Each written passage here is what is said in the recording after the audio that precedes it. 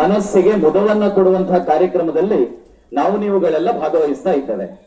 ಸ್ವಾತಂತ್ರ್ಯೋತ್ತರ ಭಾರತದಲ್ಲಿ ಮೊಟ್ಟ ಮೊದಲ ಬಾರಿಗೆ ಯಾವ್ದಾದ್ರೂ ಒಂದು ದೇಶ ತನ್ನಲ್ಲೊಂದು ವಸ್ತುವನ್ನ ತಯಾರು ಮಾಡಿದ್ರೆ ಅದನ್ನ ಮೊದಲು ಟೆಸ್ಟ್ ಮಾಡುವಂಥದ್ದು ತನ್ನ ದೇಶದಲ್ಲೇ. ಆದ್ರೆ ಸ್ವಾತಂತ್ರ್ಯೋತ್ತರ ಭಾರತದಲ್ಲಿ ಮತ್ತು ಇಡೀ ಜಾಗತಿಕ ಇತಿಹಾಸದಲ್ಲಿ ಮೊಟ್ಟ ಮೊದಲ ಬಾರಿಗೆ ಪ್ರಧಾನಮಂತ್ರಿ ನರೇಂದ್ರ ಮೋದಿ ಅವರು weapons are made in Bharat but tested in Pakistan ಅನ್ನುವಂತಹ ಒಂದು ಹೊಸ ಸ್ಲೋಗನ್ ಅನ್ನ ಈ ಜಗತ್ತಿಗೆ ಪರಿಚಯ ಮಾಡಿಕೊಟ್ಟಂತಹ ಮಹಾನುಭಾವ ನರೇಂದ್ರ ಮೋದಿ ಅವರ ನೇತೃತ್ವದಲ್ಲಿ ಸೈನಿಕರು ನಡೆಸಿದಂತಹ ಆಪರೇಷನ್ ಸಿಂಧೂರ್ ಕಾರ್ಯಾಚರಣೆಯ ವಿಜಯೋತ್ಸವವನ್ನ ಇಡೀ ಜಗತ್ತಿನ ಮೂಲೆ ಮೂಲೆಗಳಲ್ಲಿರುವಂತಹ ಭಾರತೀಯರು ಕೂಡ ಸಂಭ್ರಮಿಸ್ತಾ ಇದ್ದಾರೆ. ಬಂಧುಗಳೇ, ಆಪರೇಷನ್ ಸಿಂಧೂರ್ ಅನ್ನುವಂಥದ್ದು 4 ದಿವಸಗಳ ಸಣ್ಣ ಕಾರ್ಯಾಚರಣೆ ಅಂತ ನಾವು ಅಂದ್ಕೊಳ್ಬಾರದು. ಆಪರೇಷನ್ ಸಿಂಧೂರ್ ಅನ್ನುವಂಥದ್ದು 4 ದಿವಸಗಳ ಸಣ್ಣ ಕಾರ್ಯಾಚರಣೆ ಆಗಿದ್ದರೂ ಕೂಡ ಅದು ಜಗತ್ತಿನಲ್ಲಿ ಭಾರತದ ಬಗ್ಗೆ ಬೀರಿದಂತಹ ಪ್ರಭಾವ ಪ್ರಾಯಶಃ ಮುಂದಿನ 4 ಶತಮಾನಗಳ ಕಾಲ ಅಚ್ಚಳಿಯದಂತೆ ಉಳಿಯುವಂತಹ ಸಾಧನೆಯನ್ನ ನಮ್ಮ ಸೈನಿಕರು ಮೊಟ್ಟ ಮೊದಲ ಬಾರಿಗೆ ಈ ದೇಶದ ಮೂಲಕ ಮಾಡಿ ತೋರಿಸಿದ್ದಾರೆ. ನಾವು ಕೇವಲ ಪಾಕಿಸ್ತಾನವನ್ನ ಮಾತ್ರ ಆಪರೇಷನ್ ಸಿಂಧೂರಲ್ಲಿ ಬಗ್ಗಬಡಿದಂಥದ್ದಲ್ಲ. ಪಾಕಿಸ್ತಾನದ ಜೊತೆಗೆ ಇನ್ನೂ 3 ದೇಶಗಳನ್ನ 4 ದೇಶಗಳನ್ನ ಜಗತ್ತಿನ ಎದುರುಗಡೆ ಬಟ್ಟೆ ಹಾಕಿಕೊಂಡೇ ಬೆತ್ತಲು ಮಾಡಿರುವಂತಹ ಒಂದು ಅಪರೂಪವಾಗಿರುವ ಆಪರೇಷನ್ ಅದು ಆಪರೇಷನ್ ಸಿಂಧೂರ. ಮೊದಲನೇದ್ದು ಅಮೆರಿಕ. ಯಾವಾಗೆಲ್ಲ ಟ್ರಂಪ್ಗೆ ಅಮೆರಿಕದ ಚುನಾವಣೆಯಲ್ಲಿ ಟ್ರಂಪ್ ಗೆಲ್ಲಬೇಕು ಅಂತಂದ್ರೆ ಹಿಂದೂಗಳು ಮತ್ತು ಭಾರತೀಯರ ಅನಿವಾರ್ಯತೆ ಇತ್ತು, ಅವಾಗೆಲ್ಲ ಭಾರತದ ಜೊತೆಗೆ ಹಿಂದೂಗಳ ಜೊತೆಗೆ ತುಂಬಾ ವಿಶೇಷವಾಗಿ ಗೌರವದಿಂದ ನಡೆದುಕೊಳ್ತಾ ಇದ್ದಂತಹ ಟ್ರಂಪ್ ಮೊಟ್ಟ ಮೊದಲ ಬಾರಿಗೆ ಯಾವ ಕಾರಣಕ್ಕೆ ಅನ್ನುವಂಥದ್ದು ಇವತ್ತಿಗೂ ಕೂಡ ದೊಡ್ಡ ಕ್ವಶನ್ ಮಾರ್ಕ್. ಇವತ್ತು ಇಬ್ಬರು ಸಲಹೆಗಾರರನ್ನಾಗಿ ಉಗ್ರಗಾಮಿ ಸಂಘಟನೆಯ ಮಾಜಿ ಉಗ್ರಗಾಮಿಗಳನ್ನ ತಾನು ಸ್ವೀಕಾರ ಮಾಡಿರುವಂತದ್ದನ್ನ ನೋಡಿದರೆ ಮತ್ತು ಅಮೆರಿಕಾದ made in America 2 fighter jet ಗಳನ್ನ ಭಾರತೀಯ ಸೈನಿಕರು ಭಾರತೀಯ ಸೇನಾ ವ್ಯವಸ್ಥೆ ಹೊಡೆದು ಉರುಳಿಸಿದ್ದನ್ನ ನೋಡಿದಂತಹ ಅಮೆರಿಕ ಪ್ರಾಯಶಃ ಜಗತ್ತಿನಲ್ಲಿ ತನ್ನ ಮಾರ್ಕೆಟಿಂಗ್ ವ್ಯಾಲ್ಯೂ ಕಡಿಮೆ ಆಗತ್ತೆ ಅನ್ನುವಂತಹ ಕಾರಣಕ್ಕೋಸ್ಕರ ತಾನು ಸ್ಕೋಪ್ ತೆಗೆದುಕೊಂಡದ್ದನ್ನ ಇವತ್ತು ನಾವು ನೀವುಗಳೆಲ್ಲ ನೋಡಿದ್ದೇವೆ. ಎರಡನೇದು ಚೀನಾ ಯಾವತ್ತಿಗೂ ಭಾರತದ ಪರವಾಗಿ ಒಂದು ಹೆಜ್ಜೆಯನ್ನು ಇಟ್ಟಿಲ್ಲ. 1955ರಲ್ಲಿ ಹಿಂದಿ ಚೀನಿ ಬಾಯಿ ಬಾಯಿ, ಹಿಂದಿ ಚೀನಿ ಬಾಯಿ ಬಾಯಿ ಅಂತ ನಮ್ಮ ಸರ್ಕಾರ ಒಪ್ಪೆ ಹೊಡೆದದ್ದೇ ಬಂತು. ಆದ್ರೆ 62ರಲ್ಲಿ ಯುದ್ಧ ಆದ ಬಳಿಕದಿಂದ ಇವತ್ತಿನವರೆಗೂ ಚೀನಾ ಯಾವತ್ತೂ ಯಾವ ಕ್ಷಣದಲ್ಲೂ ಭಾರತದ ಪರವಾಗಿ ನಿಂತ್ಕೊಳ್ಳೇ ಇಲ್ಲ. ಅಂತಹ ಚೀನಾ, ನಾವೆಲ್ಲ ಏನು ಚೈನಾ ಮಾಲ್ ಅಂತ ಕರಿತೇವೆ, ಆ ಚೈನಾ ಮಾಲ್ನ ಗ್ಯಾರಂಟಿ ಎಷ್ಟು, ಯೋಗ್ಯತೆ ಎಷ್ಟು ಅನ್ನುವಂಥದ್ದನ್ನ ಕೂಡ ಭಾರತೀಯ ಸೈನಿಕರು ಆಪರೇಷನ್ ಸಿಂಧೂರ್ನ ಮೂಲಕ ಜಗತ್ತಿಗೆ ತೋರಿಸಿಕೊಂಡಿದ್ದಾರೆ. 3ನೇ ದೇಶ ಟರ್ಕಿ. 2023 ಫೆಬ್ರವರಿ 6ನೇ ತಾರೀಕಿಗೆ ಟರ್ಕಿಯಲ್ಲಿ ಕಂಡರಿಯದ ಕೇಳರಿಯದಂತಹ ಒಂದು ಭೂಕಂಪ ಸಂಭವಿಸಿತ್ತು.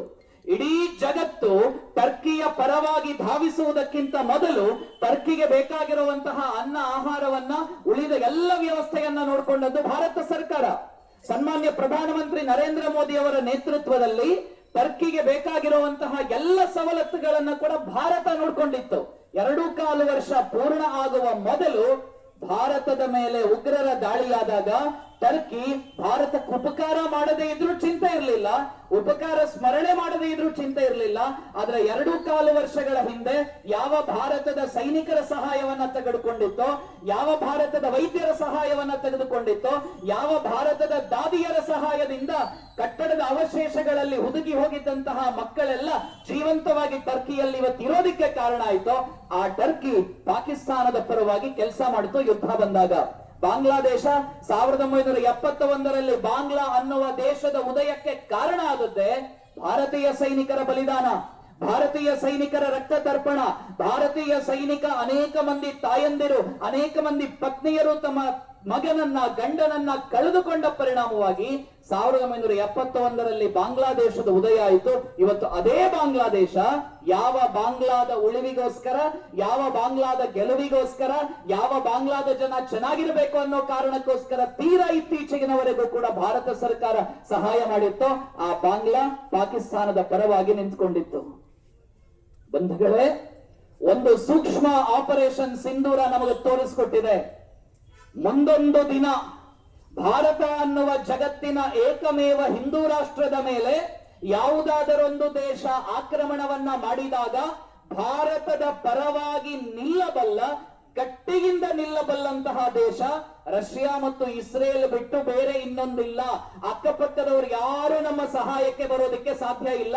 ನಾವೇನಾದ್ರೂ ಗಟ್ಟಿಯಾಗಿ ನಿಲ್ಲಬೇಕು ಅಂತಂದ್ರೆ ಈ ದೇಶದ ಹಿಂದೂಗಳು ಭಯೋತ್ಪಾದಕ ಕೃತ್ಯ, ಆಕ್ರಮಣ, ಯುದ್ಧದಿಂದ ಚೆನ್ನಾಗಿ ಬದುಕಬೇಕು ಅಂತಂದ್ರೆ ನಮಗಿರುವಂತದ್ದು ಒಂದೇ ಒಂದು ಅವಕಾಶ, ಅದು ಭಾರತೀಯ ಸೇನೆ ಮಾತ್ರ. ಎಲ್ಲಿಯ ತನಕ ಭಾರತೀಯ ಸೇನೆ ಹುಂಕರಿಸುತ್ತೋ, ಎಲ್ಲಿಯ ತನಕ ಭಾರತೀಯ ಸೇನೆಯ ಸೈನಿಕರ ತೋಳಲ್ಲಿ ಹನುಮನ ಶಕ್ತಿ ಇರುತ್ತೋ, ಹೃದಯದಲ್ಲಿ ಸಾಕ್ಷಾತ್ ಕಾಳಿ ಮಾತೆ ಅವತರಿಸುತ್ತಾಳೋ, ಅಲ್ಲಿಯ ತನಕ ಮಾತ್ರ ಭಾರತಕ್ಕೆ ಗೆಲುವಿರೋದಕ್ಕೆ ಸಾಧ್ಯ, ಮತ್ತೆಲ್ಲಿಂದಲೂ ಅಲ್ಲ ಅನ್ನುವಂತಹ ಸತ್ಯವನ್ನ ಸಿಂಧೂರ್ ನಮ್ಮ ಎದುರುಗಡೆ ತೆರೆದಿಟ್ಟಿದೆ. ಯಾವ ತಾಯಂದಿರ ಸಿಂಧೂರವನ್ನ ಅಳಿಸಿತ್ತೋ ಉಗ್ರಗಾಮಿಗಳು, ಆ ಉಗ್ರಗಾಮಿಗಳ 9 ಪ್ಲಸ್ ಪಾಕಿಸ್ತಾನದ 7, 16 ಉಗ್ರರ ನೆಲೆಯನ್ನ ಪಾಕಿಸ್ತಾನದ ಸೇನೆ ಮತ್ತು ಉಗ್ರಗಾಮಿಗಳು ಪ್ರತ್ಯೇಕ ಅಲ್ಲ. ನಮ್ಮ ದೇಶದಲ್ಲಿ ಒಬ್ಬ ಯೋಧ ಹುತಾತ್ಮನಾದಾಗ ಆ ಯೋಧನ ಪಾರ್ಥಿವ ಶರೀರ ಊರಿಗೆ ಬರಬೇಕಾಗಿದ್ರೆ ಸಕಲ ಸರಕಾರಿ ಮರ್ಯಾದೆ ಗೌರವವನ್ನ ಕೊಟ್ಟು ಅಂತ್ಯ ಸಂಸ್ಕಾರ ಮಾಡುವಂತದ್ದು ಪದ್ಧತಿ. ಆದ್ರೆ ಪಾಕಿಸ್ತಾನದಲ್ಲಿ ತಮ್ಗೆಲ್ರಿಗೂ ಕೂಡ ಗೊತ್ತಿರಬಹುದು, ಮೊನ್ನೆ 100ಕ್ಕೂ ಮಂದಿ ಉಗ್ರಗಾಮಿಗಳ ವಧೆ ಆದಾಗ ಅದೇ ಪಾಕಿಸ್ತಾನ ಸರ್ಕಾರ, ಪೊಲೀಸರು ಮತ್ತು ಸೇನೆ ಎಲ್ಲರೂ ಸುತ್ತಮುತ್ತ ಸೇರ್ಕೊಂಡು ಉಗ್ರಗಾಮಿಗಳ ಹೆಣದ ಮೇಲೆ ಪಾಕಿಸ್ತಾನದ ಧ್ವಜವನ್ನ ಇಟ್ಟು ಅಂತ್ಯ ಸಂಸ್ಕಾರವನ್ನ ಮಾಡಿದ್ದನ್ನ ನಾವುಗಳು ನೋಡಬಹುದು. ಪಾಕಿಸ್ತಾನದ ಸೇನೆ ಬೇರೆಯಲ್ಲ, ಉಗ್ರಗಾಮಿಗಳು ಬೇರೆಯಲ್ಲ, ಅದು ಎರಡೂ ಕೂಡ ಒಂದೇ ನಾಣ್ಯದ 2 ಮುಖಗಳು ಅನ್ನುವಂಥದ್ದನ್ನ ನಾವು ಅರ್ಥ ಮಾಡ್ಕೊಳ್ಬೇಕಾಗಿದೆ. ಬಂಧುಗಳೇ, ಸಿಂಧೂರ್ ಅನ್ನುವಂತಹ ಒಂದು ಕಾರ್ಯಾಚರಣೆ ಜಗತ್ತಿನ ಎದುರುಗಡೆ ಭಾರತದ ಹೊಸ ಆಯಾಮವನ್ನ ತೆರೆದಿಟ್ಟಿದೆ. ಇದು 48ರ ಭಾರತ ಅಲ್ಲ, ಇದು 1962ರ ಭಾರತ ಅಲ್ಲ, ಇದು 1965ರ ತಗ್ಗುವ ಭಾರತ ಅಲ್ಲ, ಇದು 1971ರಲ್ಲಿ. ಇವತ್ತು ಅನೇಕ ಜನ ಕಂಪೇರ್ ಮಾಡ್ತಾರಲ್ಲ, ನಾವಿನ್ನೇನು ಯುದ್ಧಕ್ಕೆ ಹೊರಡ್ತೇವೆ ಅಂತಂದಾಗ ಗಾಂಧಿ ತಾತನ ಫೋಟೋ ತೋರಿಸ್ತಾರೆ, ಶಾಂತಿ ಬೇಕು ಅಂತ ಹೇಳ್ತಾರೆ. ಪಾಕಿಸ್ತಾನದ ಮೀಡಿಯಾದ ಕಿಂಗ್ ಆಗಿ ಹೊರಹೊಮ್ತಾರೆ. 4 ದಿವಸಗಳಲ್ಲಿ ಮೇ 11ನೇ ತಾರೀಕಿಗೆ ನರಸಿಂಹ ಜಯಂತಿಯ ಹಿಂದಿನ ದಿವಸ ಭಾರತದ ಸೇನೆ ನರಸಿಂಹ ಅವತಾರವನ್ನ ತಾಳಿ ಎಲ್ಲವನ್ನ ಗೆದ್ದ ಬಳಿಕ ನಮ್ಮ ಯೋಜನೆ ಏನಿತ್ತೋ ಅದನ್ನ ನಿಖರವಾಗಿ ನಾವು ಪೂರೈಸಿದ್ದೇವೆ. ಉಗ್ರಗಾಮಿಗಳ ನೆಲೆಯನ್ನ ಧ್ವಂಸ ಮಾಡಿದ್ದೇವೆ, ಸಿಂಧೂರ್ಗೆ ಪ್ರತೀಕಾರವನ್ನ ನಾವು ಸ್ವೀಕರಿಸಿದ್ದೇವೆ ಅನ್ನುವಂಥದ್ದನ್ನ ಭಾರತೀಯ ಸೇನೆ, ಭಾರತೀಯ ಸರ್ಕಾರ ಹೇಳಬೇಕಾಗಿದ್ರೆ 71ರ ಫೋಟೋವನ್ನ ಇಡುತ್ತದೆ. ಯುದ್ಧ ಮಾಡೋದಿಕ್ಕೆ ಹೊರಟ್ರೆ ಗಾಂಧಿ ತಾತನ ಫೋಟೋ, ಇನ್ನೇನು ಈ ಆಪರೇಷನ್ ನಾವು ಒಂದು ಹಂತಕ್ಕೆ ಮುಕ್ತಾಯ ಮಾಡ್ತಾ ಇದ್ದೇವೆ ಅಂತ ಹೇಳಿದ್ರೆ 71ರ ಫೋಟೋ. 1971ರ ಯುದ್ಧವೇ ಬೇರೆ, 2025ರ ಆಪರೇಷನ್ ಸಿಂಧೂರ್ ಕಲ್ಪನೆಯೇ ಬೇರೆ. ನಮಗೆ ಗೊತ್ತಿರಬೇಕು 1971 ಮತ್ತು 2025ರ ವ್ಯತ್ಯಾಸ. 2025ರಲ್ಲಿ ನರೇಂದ್ರ ಮೋದಿ ಸರ್ಕಾರ ಆಪರೇಷನ್ ಸಿಂಧೂರನ್ನ ತಾತ್ಕಾಲಿಕವಾಗಿ ಸ್ಥಗಿತಗೊಳಿಸಿದ್ದು ನಮಗೆಲ್ಲರಿಗೂ ಗೊತ್ತಿರಬೇಕು. ಅವರು ಫುಲ್ ಸ್ಟಾಪ್ ಹಾಕಿಲ್ಲ, ಇದನ್ನ ಅಲ್ಪ ವಿರಾಮ ಅಂತ ಹೇಳಿದ್ದಾರೆ. ಮುಂದೆ ನಡೆಯುವ ಭಯೋತ್ಪಾದಕರ ಒಂದು ಸಣ್ಣ ಕೃತ್ಯವೂ ಕೂಡ ಅದು ಯುದ್ಧಕ್ಕೆ ಸಮಾನ ಅಂತ ಅತ್ಯಂತ ಹೆಮ್ಮೆಯಿಂದ, ಧೈರ್ಯದಿಂದ ಮೊಟ್ಟ ಮೊದಲ ಬಾರಿಗೆ ಘೋಷಣೆಯನ್ನ ಭಾರತ ಸರ್ಕಾರ ಮಾಡಿದೆ. ಆ ಹೆಮ್ಮೆಯನ್ನ ನಾವು ಕೂಡ ಅನುಭವಿಸಬೇಕು. 1971ರಲ್ಲಿ 54 ಜನ ಭಾರತೀಯ ಸೈನಿಕರನ್ನ ಒತ್ತೆಯಾಳಾಗಿ ಪಾಕಿಸ್ತಾನ ಇಟ್ಟಿತ್ತಲ್ಲ, ಎಲ್ಲೋಗಿದ್ದಾರೆ 54 ಜನ? ಆ 54 ಜನ ಎಲ್ಲಿ ಹೋಗಿದ್ದಾರೆ? ಇವತ್ತು ಜೀವಂತವಾಗಿರ್ತಾ ಇದ್ದಿದ್ರೆ ಅವರಿಗೆ 65, 75, 80 ವರ್ಷಗಳಾಗ್ತಾ ಇತ್ತಲ್ಲ, ಆ ಸೈನಿಕರು ಎಲ್ಲಿ ಹೋಗಿದ್ದಾರೆ ಅನ್ನುವಂಥದ್ದು ಯಾರಿಗೂ ಗೊತ್ತಿಲ್ಲ. ಅದಕ್ಕೆ ಪ್ರತಿಯಾಗಿ ಅದೇ 1971ರ ಯುದ್ಧದ ಉದಾಹರಣೆಯನ್ನ ಕೊಡ್ತಾರಲ್ಲ, ಭಾರತ ದೇಶದ ಸೈನಿಕರು ಒಬ್ಬ ಕೈ ಕಳ್ಕೊಂಡ, ಒಬ್ಬ ಕಾಲು ಕಳ್ಕೊಂಡ, ಒಬ್ಬ ಜೀವ ಕಳ್ಕೊಂಡಂತಹ ನಮ್ಮ ಹೆಮ್ಮೆಯ ಸೈನಿಕರು ಪ್ರಾಣವನ್ನ ಪಣಕ್ಕಿಟ್ಟು ಪಾಕಿಸ್ತಾನದ 93,000 ಜನ ಸೈನಿಕರನ್ನ ಜೀವಂತವಾಗಿ ಸೆರೆ ಹಿಡಿದಿದ್ರು. ಇಡೀ ಜಗತ್ತಿನ ಯುದ್ಧ ಭೂಮಿಯ ಇತಿಹಾಸದಲ್ಲಿ ಇದುವರೆಗೆ ಯಾವುದೇ ದೇಶ ಶತ್ರು ದೇಶದ 93,000 ಮಂದಿ ಸೈನಿಕರನ್ನ ಜೀವಂತ ಸೆರೆ ಹಿಡಿದಿಲ್ಲ. ನಮ್ಮ ಸೈನಿಕರು 71ರಲ್ಲಿ ಸೆರೆ ಹಿಡಿದಿದ್ರು. ಆದರೆ ದುರಂತ, ನಮ್ಮ ಸರ್ಕಾರ ಒಂದ್ ತಟ್ಟೆಯಲ್ಲಿ ಅಡಿಕೆ, ವೀಳ್ಯದೆಲೆ, 101 ರೂಪಾಯಿ ಕಾಣಿಕೆ ಇಟ್ಟು ಅಷ್ಟೂ 93,000 ಸೈನಿಕರನ್ನ ಪಾಕಿಸ್ತಾನಕ್ಕೆ ವಾಪಸ್ ಕಳಿಸ್ಕೊಟ್ರಲ್ಲ. ಒಂದು ಕಡೆಯಲ್ಲಿ ನಮ್ಮ ತಾಯಂದಿರ ಸಿಂಧೂರ ಹೋಗಿತ್ತು, ಅಳಿಸಿತ್ತು. ಅನೇಕ ಮಕ್ಕಳು ಅನಾಥರಾಗಿದ್ರು. ಇನ್ನೊಂದು ಕಡೆ 93,000 ಸೈನಿಕರನ್ನ ವಾಪಸ್ ಕೊಟ್ಟು ಬಿಟ್ವಿ. ನಾವು ವಶಪಡಿಸಿಕೊಂಡಿದ್ದಂತಹ ಅನೇಕ ಬೆಟ್ಟಗಳನ್ನ ವಾಪಸ್ ಕೊಟ್ಟು ಬಿಟ್ವಿ. ಲೈನ್ ಆಫ್ ಕಂಟ್ರೋಲ್ ಆಯಿತು. ಪಾಕ್ ಆಕ್ಯುಪೈಡ್ ಕಾಶ್ಮೀರ್ 48ರಿಂದ ಆಗಿತ್ತು. ಒಂದು ಅವಕಾಶ ಇತ್ತು. 48ರಲ್ಲಿ ಭಾರತೀಯ ಸೈನಿಕರು ಲಾಹೋರ್ ಗಡಿಗೆ ಹೋಗಿದ್ರು. ನಮ್ಮ ಝಂಡಾ ಲಾಹೋರಲ್ಲಿ ಹಾರಿಸ್ತೇವೆ ಅಂತಂದ್ರು. ಭಾರತೀಯ ಸೈನಿಕರಿಗೆ ಮೋಸ ಆಯಿತು. 1962ರ ಚೀನಾ ವಿರುದ್ಧದ ಯುದ್ಧದಲ್ಲಿ ಸರ್ಕಾರ ಸೋತೋಯ್ತು. ನಮ್ಮ ಸೈನಿಕರು ಗೆದ್ದಿದ್ದರು. ಒಬ್ಬನೇ ಸೈನಿಕ 100ಕ್ಕೂ ಮಂದಿ ಚೀನಾದ ಸೈನಿಕರ ಹುಟ್ಟಡಗಿಸಿದಂತಹ ಇತಿಹಾಸ 1962ರಲ್ಲಿ ನಡೆದಿತ್ತು ಈ ದೇಶದಲ್ಲಿ. ಆದ್ರೆ ಸರ್ಕಾರ ಸೋತೋಯ್ತು, ಸೈನ್ಯ ಗೆದ್ದಿತ್ತು. 1965ರಲ್ಲಿ ಇನ್ನೇನು ನಮ್ಮ ಸೈನಿಕರು ಲಾಹೋರ್ಗೆ ಹೋಗ್ತಾರೆ. ನಮ್ಮ ಲವಪುರ ನಮಗೆ ವಾಪಸ್ ಬರ್ತದೆ. ನಮ್ಮ ತಕ್ಷಶಿಲಾ ವಾಪಸ್ ಭಾರತಕ್ಕೆ ಸೇರ್ ಹೋಗ್ತದೆ. ಸಿಂಧು ಮತ್ತೆ ಪೂರ್ಣವಾಗಿ ಭಾರತದಲ್ಲೇ ಹರಿತಾಳೆ ಅಂತ ಇಡೀ ಸಮಾಜ ಏನು ಯೋಚನೆ ಮಾಡಿತ್ತು. ದುರ್ದೈವ, ಭಾರತದ ಪ್ರಧಾನಮಂತ್ರಿ ಲಾಲ್ ಬಹದ್ದೂರ್ ಶಾಸ್ತ್ರಿಯವರು ಹಮ್ ಹತ್ಯಾರೋಂ ಸೆ ಜವಾಬ್ ದೇಂಗೆ, ಜೈ ಜವಾನ್ ಜೈ ಕಿಸಾನ್ ಅಂತ ಘೋಷಣೆ ಹೊರಡಿಸಿದ್ರು. ತಾಷ್ಕೆಂಟ್ ಅಲ್ಲಿ ದುರ್ಮರಣಕ್ಕೀಡಾದ್ರು. ಭಾರತೀಯ ಸರ್ಕಾರ ಮತ್ತೆ ಸೋತೋಯ್ತು. ಆದ್ರೆ ಸೈನ್ಯ 65ರ ಟ್ಯಾಂಕರ್ ಯುದ್ಧದಲ್ಲಿ ಗೆದ್ದಿತ್ತು.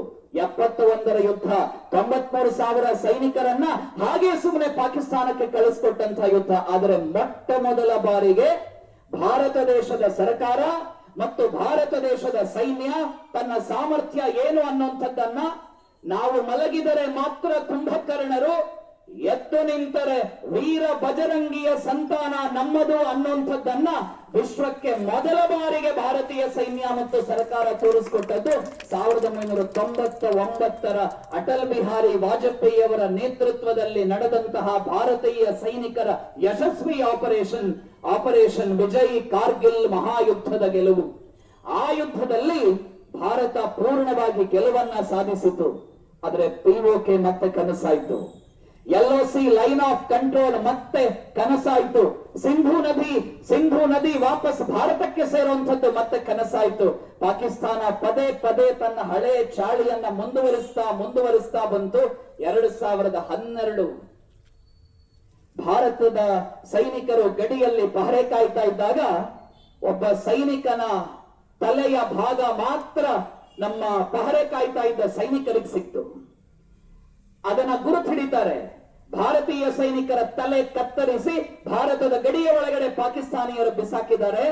ಭಾರತ ಸರ್ಕಾರಕ್ಕೆ ಸುದ್ದಿ ಹೋಯಿತು.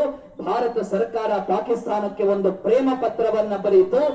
ಈ ಘಟನೆಯನ್ನ ನಾವು ಖಂಡಿಸುತ್ತೇವೆ. 4 ದಿವಸ ಬಿಟ್ಟು ಮತ್ತೆ ಇನ್ನೊಂದು ತಲೆ ಸಿಕ್ತು, ಭಾರತೀಯ ಸೈನಿಕರ ತಲೆ.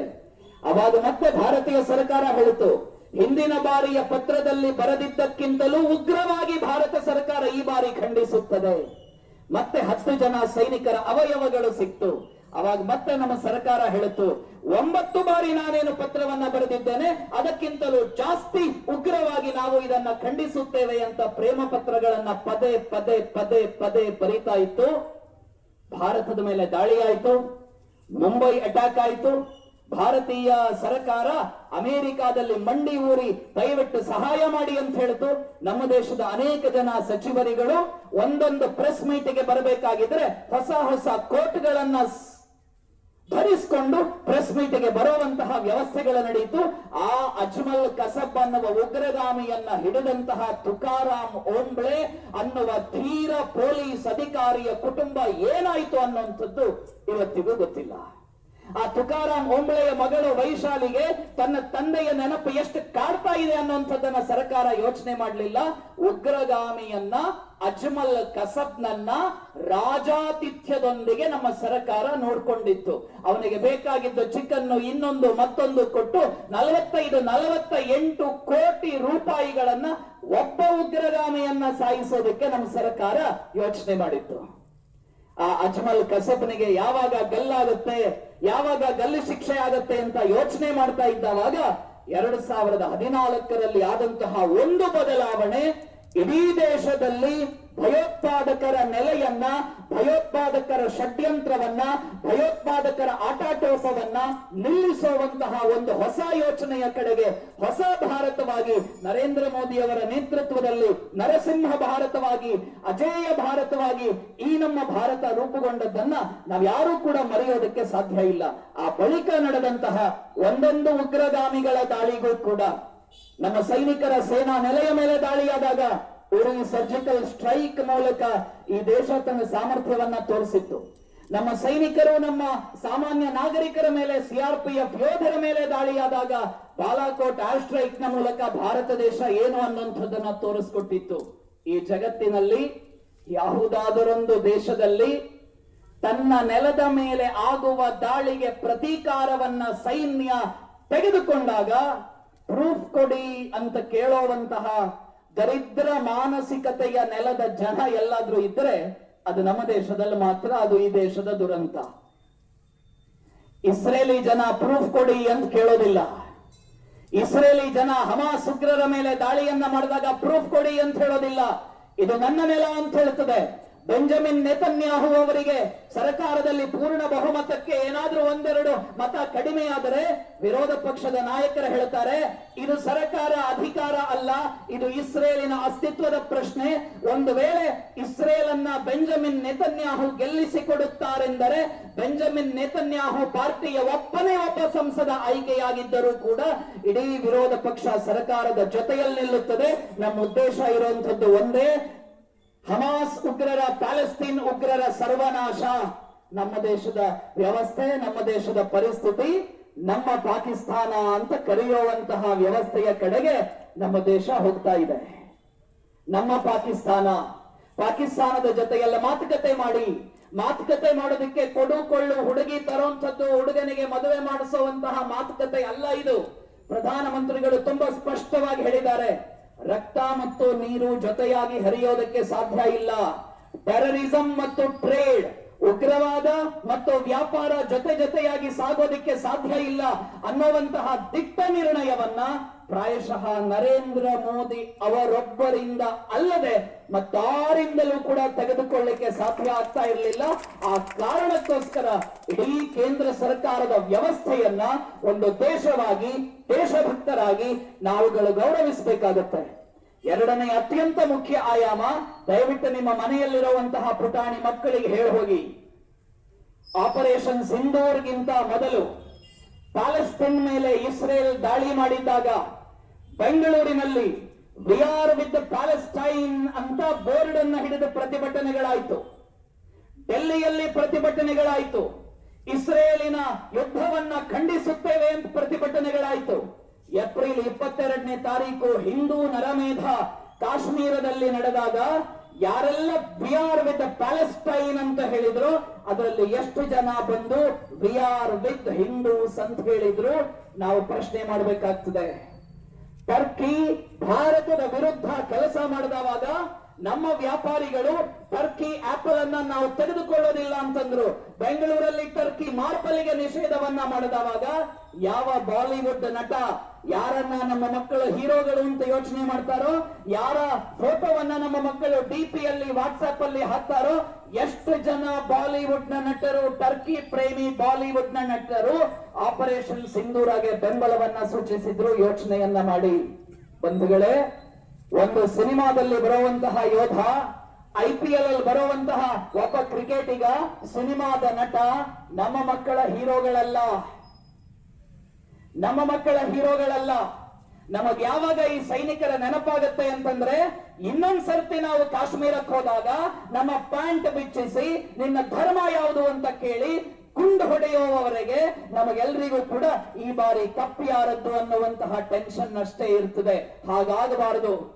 ಪ್ರತಿ ಬಾರಿ ಕೂಡ ಯೋಧರೇ ಈ ದೇಶದ ಸೈನಿಕರು ಅನ್ನುವಂಥದ್ದ ಜಾಗೃತಿಯನ್ನ, ಯೋಧರೇ ಈ ದೇಶದ ವೀರರು ಅನ್ನುವಂತಹ ಜಾಗೃತಿಯನ್ನ ನಮ್ಮ ಮನೆಯಲ್ಲಿರುವಂತಹ ಮಕ್ಕಳಿಗೆ ನಾವುಗಳು ಮಾಡಿ ತೋರಿಸಬೇಕು, ಹೇಳಿಕೊಡಬೇಕು ಅನ್ನುವಂಥದ್ದೇ ಆಪರೇಷನ್ ಸಿಂಧೂರದ ಅತ್ಯಂತ ಶ್ರೇಷ್ಠವಾಗಿರುವಂತಹ ಈ ಕಾರ್ಯಾಚರಣೆಯ ಅಂತಿಮವಾಗಿರುವಂತಹ ಉದ್ದೇಶ. ನಮ್ಮ ದೇಶದ ಸೈನಿಕರೇ ನಮ್ಮ ಹೀರೋಗಳು, ನಮ್ಮ ಪ್ರೇರಣೆ ಅನ್ನುವಂತಹ ಭಾವನೆಯನ್ನ ತುಂಬಿಸುವಂತಹ ಕಾರ್ಯವನ್ನ ಕುಮಟಾದಲ್ಲಿ ಸೇರಿರುವಂತಹ ನಾವುಗಳೆಲ್ಲರೂ ಕೂಡ ಮುಂದಿನ ದಿವಸಗಳಲ್ಲಿ ಮಾಡಿದಾಗ ಭಾರತಕ್ಕೆ ನಿಜವಾದ ಅರ್ಥದ ಗೆಲುವನ್ನ ನಾವು ನೀವುಗಳು ತಂದುಕೊಡೋದಕ್ಕೆ ಸಾಧ್ಯ ಆಗುತ್ತೆ. ಕಾಶ್ಮೀರ್ ಫೈಲ್ಸ್ ಅಂತ ಒಂದು ಸಿನಿಮಾ ಬಂತು.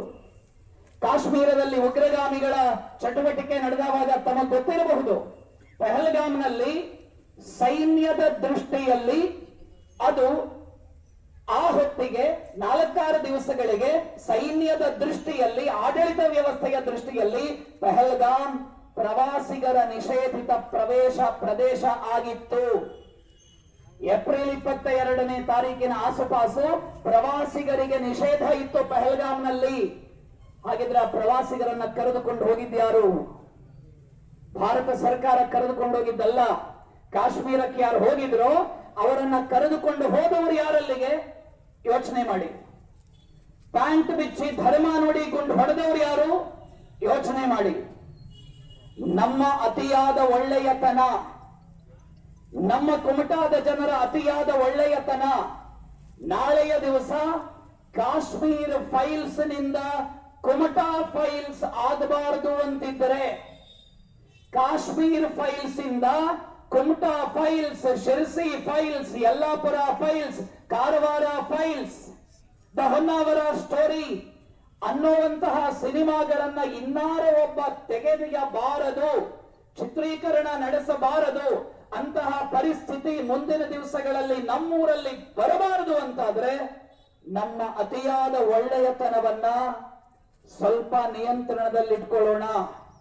ಮತ ಕೇಳಿ ಗುಂಡು ಹೊಡೆಯುವ ಅಧಿಕಾರ ಅವರಿಗಿದ್ದರೆ, ಮತ ಕೇಳಿ ಧರ್ಮವನ್ನ ಕೇಳಿ ಗುಂಡು ಹೊಡೆದು ಸಂಭ್ರಮಿಸುವಂತಹ ಮಾನಸಿಕತೆ ದೇಶದ ಒಳಗಡೆಯ ಜನರಲ್ಲಿದ್ದರೆ, ಅದೇ ಮತವನ್ನ ನೋಡಿ ವ್ಯಾಪಾರ ಮಾಡುವ ಮಾನಸಿಕತೆಯನ್ನ ನಾವು ಬೆಳೆಸಿಕೊಳ್ಳದೇ ಇದ್ದರೆ, ಅದೇ ಮತವನ್ನ ಕೇಳಿ ವ್ಯವಹಾರವನ್ನ ಮಾಡುವ ಮಾನಸಿಕತೆಯನ್ನ ನಾನು ನೀವು ಬೆಳೆಸಿಕೊಳ್ಳದೇ ಇದ್ದರೆ 25 ವರ್ಷಗಳಲ್ಲಿ ಕುಮಟಾ ಫೈಲ್ಸ್ ಅನ್ನುವ ಸಿನಿಮಾ ಹೊರಗಡೆ ಬರೋದ್ರಲ್ಲಿ ಆಶ್ಚರ್ಯ ಇಲ್ಲ. ಯೋಚನೆಯನ್ನ ಮಾಡೋಣ. ಇದು ಕೇವಲ ಸೈನಿಕರ ಯುದ್ಧ ಮಾತ್ರ ಅಲ್ಲ, ಇದು ಸರ್ಕಾರದ ನಿರ್ಧಾರ ಮಾತ್ರ ಅಲ್ಲ.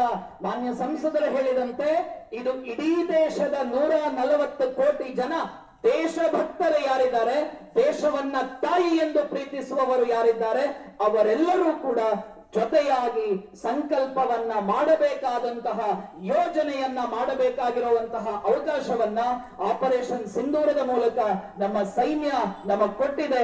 ಸೈನಿಕರು ಮಾತ್ರ 13,25,000 ಸೈನಿಕರು ಮಾತ್ರ ದೇಶಕ್ಕೋಸ್ಕರ ಹೋರಾಟ ಮಾಡುವಂತವರಲ್ಲ.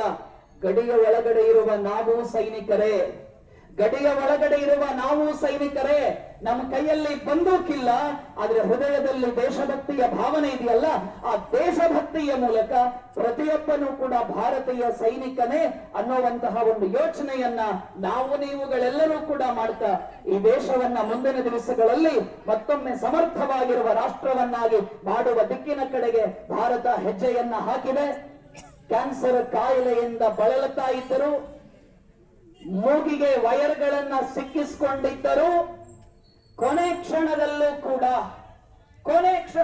ಕೂಡ ಅನಾರೋಗ್ಯಕರ ಪರಿಸ್ಥಿತಿಯಲ್ಲೂ ಸಿಗ್ನೇಚರ್ ಅನ್ನ ಮಾಡಿ ರಫೇಲ್ ಡೀಲ್ ಅನ್ನ ಮುಕ್ತಾಯಗೊಳಿಸಿ ಭಾರತಕ್ಕೆ ಇಡೀ ಜಗತ್ತಿನಲ್ಲಿ ಎಲ್ಲೂ ಇಲ್ಲದ S-400 Sudarshan, Pakistan, China, America, ಟರ್ಕಿಯ ಎಲ್ಲ ಡ್ರೋನ್ಗಳನ್ನ, ಎಲ್ಲ ಫೈಟರ್ ಜೆಟ್ಗಳನ್ನ ನಾಶ ಮಾಡಿದ್ ಯಾವುದು ಅಂತಂದ್ರೆ ಅದು ಭಾರತದ ಸುದರ್ಶನ, ಭಾರತದ S-400.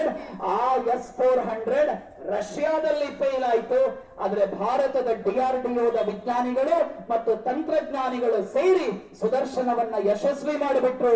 ನಮ್ಮ ಬ್ರಹ್ಮೋಸ್ ಇಡೀ ಜಗತ್ತಿಗೆ ಇವತ್ತು ಅಚ್ಚರಿಯಾಗಿದೆ. ನಮ್ಮ ಆಕಾಶ್ ಜಗತ್ತಿನ ಪ್ರೇರಣೆಯಾಗಿದೆ. ನಮ್ಮ ಭಾರ್ಗವ ಮುಂದಿನ ದಿವಸಗಳಲ್ಲಿ ಬರುವ ನಮ್ಮ ಭಾರ್ಗವ ಜಗತ್ತಿಗೆ ಮಾರ್ಗದರ್ಶನವನ್ನ ಮಾಡಬಲ್ಲಂತಹ, ಜಗತ್ತಿಗೆ ಪ್ರೇರಣೆಯನ್ನ ನೀಡಬಲ್ಲಂತಹ ಬತ್ತಳಿಕೆ ಅಸ್ತ್ರಗಳು ಭಾರತ ಸರ್ಕಾರ ಒಂದೊಂದಾಗಿ ದೇಸಿ ಚಿಂತನೆಯನ್ನ ಮಾಡೋದ್ರ ಮೂಲಕ ನಮಗೆ ಕೊಡ್ತಾ ಇದೆ. ಆ ಮಹಾನುಭಾವನನ್ನ ಈ ಸಂದರ್ಭದಲ್ಲಿ ನಾವು ನೀವುಗಳೆಲ್ಲ ನೆನಪು ಮಾಡಿಕೊಳ್ಳಬೇಕು. ಸಾಯುವ ಕೊನೆಯ ಕ್ಷಣದಲ್ಲಿ, ಬದುಕು ಮುಗಿಸುವ ಕೊನೆಯ ಕ್ಷಣದಲ್ಲಿ 2 ತೊಟ್ಟು ಗಂಗಾಜಲ ನನ್ನ ಬಾಯಿಗೆ ಹಾಕು ಅಂತ ಪುಣ್ಯಾತ್ಮ ಯಾರಲ್ಲೂ ಕೇಳಿಲ್ಲ. ನನಗೆ ಒಂದ್ ಮಾತ್ರೆ ಕೊಟ್ಟು ಬಿಡಿ ಇಂತ ಪುಣ್ಯಾತ್ಮ ಕೇಳಿಲ್ಲ. ಬದುಕನ್ನ ಕಳೆದುಕೊಳ್ಳುವ ಕೊನೆಯ ಕ್ಷಣದಲ್ಲೂ ಕೂಡ ರಫೇಲ್ ಡೀಲ್ ಅನ್ನ ಮಾಡಿ ಸುದರ್ಶನವನ್ನ ಭಾರತಕ್ಕೆ ಕೊಟ್ಟಂತಹ ಪುಣ್ಯಾತ್ಮ ಇವತ್ತು ಆಕಾಶದಿಂದಲೇ ನೋಡ್ಬಿಟ್ಟು ಇಡೀ ದೇಶದ ಸಾಹಸವನ್ನ ಸಂಭ್ರಮ ಪಡ್ಕೊಳ್ತಾರೆ. ಆ ಮನೋಹರ ಪಾರಿಕ್ಕರ್ ಅನ್ನುವ ದೇಶಭಕ್ತ ಮಂತ್ರಿ ಈ ದೇಶದಲ್ಲಿ ಇದ್ದಿದ್ದ ಪರಿಣಾಮವಾಗಿ ಅತ್ಯಂತ ಶಕ್ತಿಶಾಲಿಯಾಗಿರುವ ಯುದ್ಧ ಸಲಕರಣೆಗಳು ಭಾರತಕ್ಕೆ ಬಂತು. ಭಾರತ ಸ್ವದೇಶಿ ಆಂದೋಲನದ ಮೂಲಕ, ಮೇಕ್ ಇನ್ ಇಂಡಿಯಾದ ಮೂಲಕ ಶಸ್ತ್ರಾಸ್ತ್ರಗಳ ಕೋಟೆಯನ್ನೇ ಇವತ್ತು ನಿರ್ಮಾಣ ಮಾಡ್ತಾ ಇದೆ. ಆ ಮನೋಹರ ಪಾರಿಕ್ಕರ್ ಕೊನೆ ಕ್ಷಣದಲ್ಲಿ ಹೇಳಿದಂತಹ ಮಾತು, ಹೌಸ್ ದ ಜೋಶ್, ಜೋಶ್ ಹೇಗಿದೆ ಅನ್ನುವ ಊರಿ ಸಿನಿಮಾದ ಒಂದು ಡೈಲಾಗ್ ಅನ್ನ ಹೇಳಿದಂತಹ ಮನೋಹರ್ ಪಾರಿಕ್ಕರ್ ಅವರನ್ನ ಈ ಸಂದರ್ಭದಲ್ಲಿ ನೆನಪು ಮಾಡಿಕೊಳ್ಳುತ್ತಾ ಎಲ್ಲ ಸೈನಿಕರು ಕೂಡ ನಮ್ಮ ನಿಜವಾದ ಹೀರೋಗಳ ಆಗಲಿ ಅನ್ನುವಂತಹ ಆಶಯವನ್ನ ಈ ಸಂದರ್ಭದಲ್ಲಿ ವ್ಯಕ್ತಪಡಿಸ್ತಾ, ದಯವಿಟ್ಟು ಮನೆಗೆ ಹೋದ ಬಳಿಕ ನಿಮ್ಮ ಮಕ್ಕಳಿಗೆ ಹೇಳಿ, ಸಿನಿಮಾ ನಟರು ನಮ್ಮ ಹೀರೋಗಳಲ್ಲ, ಕ್ರಿಕೆಟ್ ಸ್ಟಾರ್ಗಳು ನಮ್ಮ ಹೀರೋಗಳಲ್ಲ, ನಮ್ಮ ನಿಜವಾಗಿರುವ ಹೀರೋಗಳು ತಮ್ಮ 16, 17, 18, 19 ವರ್ಷದ ಯೌವನವನ್ನ ತ್ಯಾಗ ಮಾಡಿ ಪುಟ್ಟ ಮಗು, ಮುತ್ತಿನ ಹೆಂಡತಿ, ಪ್ರೀತಿಯ ಅಪ್ಪ ಅಮ್ಮ ಇವರೆಲ್ಲರನ್ನ ಕೂಡ ಮನೆಯಲ್ಲಿ ಬಿಟ್ಟು ಯುದ್ಧಕ್ಕೆ ಕರೆ ಬಂದಾಗ ಸಿದ್ಧನಾಗಿ, ಟ್ರೈನ್ ಅಲ್ಲಿ ಜಾಗ ಸಿಗದೆ ಇದ್ರೆ ಪಕ್ಕದಲ್ಲೆಲ್ಲೋ ಮಲಕೊಂಡು ಹೋಗಿ ಕಾಶ್ಮೀರದಲ್ಲಿ ಬಂದೂಕನ್ನ ಹಿಡಿದು ದೇಶದ ಜನ ಚೆನ್ನಾಗಿರಬೇಕು ಅಂತ ಯುದ್ಧ ಮಾಡುವ ವೀರ ಧೀರ ಸಮರ ಭೈರವರಾದಂತಹ ಈ ಯೋಧರೇ ನಮ್ಮೆಲ್ಲ ಮನೆಯ ಮಕ್ಕಳ ನಿಜವಾಗಿರುವಂತಹ ಹೀರೋಗಳು ಅನ್ನುವಂತಹ ಸಂದೇಶವನ್ನ ದಯವಿಟ್ಟು ತಾವುಗಳೆಲ್ಲ ಕೊಡಿ. ಇವತ್ತು ಸಾಯಂಕಾಲ 6:30, 7 ಗಂಟೆ ಹೊತ್ತಿಗೆ ನಿಮ್ಮ ಮನೆಗಳಲ್ಲಿ, ನಮ್ಮ ಮನೆಗಳಲ್ಲಿ ನಾವು ಚೆನ್ನಾಗಿರಬೇಕು ಅನ್ನುವಂತಹ ಕಾರಣಕ್ಕೋಸ್ಕರ ತುಳಸಿ ಕಟ್ಟೆ ಎದುರುಗಡೆ ಒಂದು ದೀಪ ಇಟ್ಟು ನಮ್ಮನ್ನೆಲ್ಲ ಚೆನ್ನಾಗಿ ಇರಿಸಮ್ಮ ತಾಯಿ ತುಳಸಿ ದೇವಿ ಅಂತ ಆ ಭಗವತಿಯಲ್ಲಿ ನಾವು ಸಾಯಂಕಾಲ ಪ್ರಾರ್ಥನೆ ಮಾಡುವಾಗ ಅದರ ಜೊತೆಯಲ್ಲೇ ದಯವಿಟ್ಟು ಇವತ್ತಿನಿಂದ ಒಂದು ಯೋಧ ದೀಪವನ್ನ ಕೂಡ ಬೆಳಗೋದ್ರ ಮೂಲಕ ನಮ್ಮನ್ನ ಕಾಯುವ ಸೈನಿಕರಿಗೆ ಸ್ಥೈರ್ಯ, ವಿಜಯ, ಆಯುಷ್ಯ, ಆರೋಗ್ಯ ಎಲ್ಲವನ್ನೂ ಪೂರ್ಣವಾಗಿ ಕೊಡಬೇಕು ಅಂತ ಆ ಭಗವಂತನಲ್ಲಿ ನಾವು ನೀವುಗಳ ಪ್ರಾರ್ಥನೆಯನ್ನ ಮಾಡೋಣ ಅಂತ ಹೇಳ್ತಾ, ನಮ್ಮ ಸೇನೆಯ ಬೇರೆ ಬೇರೆ ವಿಭಾಗಗಳ ಯುದ್ಧ ಘೋಷವನ್ನ ನನ್ನ ಜೊತೆಯಲ್ಲಿ ತಾವುಗಳೆಲ್ಲರೂ ಕೂಡ, ಯಾರ ಕೈಯಲ್ಲಿ ಧ್ವಜ ಇಲ್ಲ ಅವರು ತಮ್ಮ 2 ಕೈಗಳನ್ನ ಮೇಲಕ್ಕೆತ್ತಿ, ಯಾರ ಕೈಯಲ್ಲಿ ಧ್ವಜ ಇದೆ ಅವರು ತಮ್ಮ 1 ಕೈಯನ್ನ ಮೇಲಕ್ಕೆತ್ತಿ ನಮ್ಮ ವೀರ ಸೈನಿಕರು ಯುದ್ಧ ಭೂಮಿಯಲ್ಲಿ ಮೊಳಗಿಸುವಂತಹ ಘೋಷಣೆಗಳನ್ನ ನನ್ನ ಜೊತೆಗೆ ಕೂಗಬೇಕು ಅಂತ ತಮ್ಮಲ್ಲಿ ಪ್ರಾರ್ಥನೆ